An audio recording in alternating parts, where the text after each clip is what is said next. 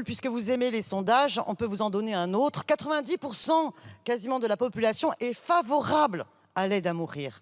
Alors ne choisissez pas les sondages qui vous arrangent et pas les autres. Écoutez, tout le monde s'accorde à dire qu'il y a un retard énorme dans les soins palliatifs. Près d'une personne sur deux qui en a besoin n'y a pas accès et 20 départements sont sans unité en soins palliatifs. Il faudra combler ce retard énorme, pas simplement par la stratégie décennale, mais par des vrais engagements dans le prochain projet de loi de finances de la sécurité sociale, que les moyens suivent, qu'ils soient fléchés, qu'ils ne fassent pas l'objet de 49.3.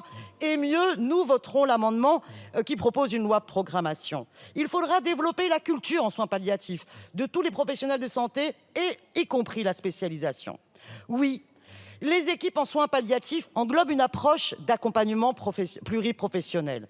Et pourtant, il existe aussi une conception qui se développe dans ce texte de loi d'un accompagnement plus global qui permet justement la création des maisons d'accompagnement. On n'est pas dans un débat sémantique.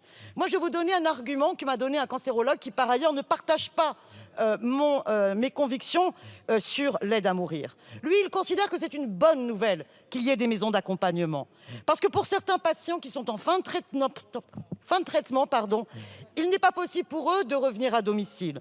Et il n'est pas possible pour eux, ils ne correspondent pas à, par exemple, un service de fin de suite et réadaptation. Ils ne sont pas forcément âgés, ne se retrouvent pas en EHPAD. Et là, par les maisons d'accompagnement, on va pouvoir pallier à un manque dans le dispositif. Alors cessez d'opposer soins palliatifs et d'accompagnement d'un côté et aide à mourir de l'autre. Il faut à tout prix pouvoir à la fois proposer des soins palliatifs, des soins d'accompagnement, des maisons d'accompagnement et en même temps permettre ce droit, cette ultime liberté, si celles et ceux qui sont concernés souhaitent y avoir accès. Merci pour le groupe